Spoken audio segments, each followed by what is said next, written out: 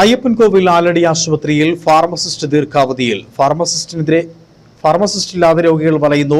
നിയമപ്രകാരം പഞ്ചായത്തിന് താൽക്കാലിക ഫാർമസിസ്റ്റിനെ നിയമിക്കുവാനും കഴിയില്ല. 200 OP ഉണ്ടെങ്കിൽ മാത്രമേ പഞ്ചായത്തിന് ഫാർമസിസ്റ്റിനെ നിയമിക്കാൻ കഴിയൂ. ആരോഗ്യ പ്രവർത്തകരെ വെച്ചാണ് ഇപ്പോൾ താൽക്കാലിക പരിഹാരം കണ്ടിരിക്കുന്നത്.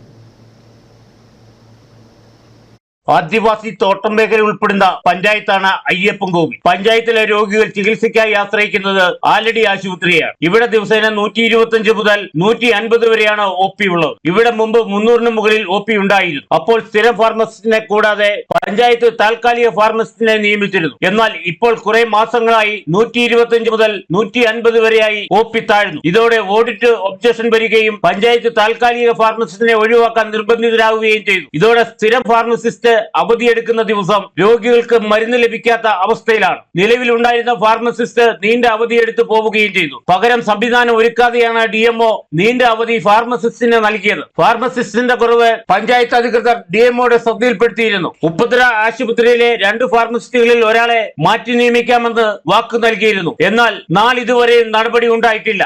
ആലടി PHCയിലെ നിലവിലുള്ള ഫാർമസിസ്റ്റ് 40 ദിവസത്തേക്ക് ലീവ് എടുത്തിരിക്കുകയാണ്. നമ്മളിത് DMOയിൽ റിപ്പോർട്ട് ചെയ്യുകയും അതിൻ്റെ അടിസ്ഥാനത്തിൽ കഴിഞ്ഞ ദിവസം കളക്ടറിൻ്റെ അദാലത്തിൽ വെച്ച് നമ്മൾ ഈ കാര്യം അവിടെ ഉന്നയിക്കുകയും ചെയ്തപ്പോൾ ഉപ്പുതറയിലെ 2 ഫാർമസിസ്റ്റ് ഉണ്ട് എന്നും അവിടുന്ന് ഒരാളെ ഇങ്ങോട്ട് ആക്കിയിട്ടുണ്ട് എന്നുമാണ് നമ്മളോട് DMO പറഞ്ഞത്. എന്നാൽ നിലവിൽ ഇവിടെ മരുന്ന് കൊടുക്കുന്നതിന് ഹെൽത്ത് ഡിപ്പാർട്ട്മെൻറ്റിൻ്റെ MLSP സിസ്റ്റർമാരാണ് ഇപ്പോൾ ഇവിടെ രോഗികൾ വരുമ്പോൾ മരുന്ന് കൊടുത്തുകൊണ്ടിരിക്കുന്നത്.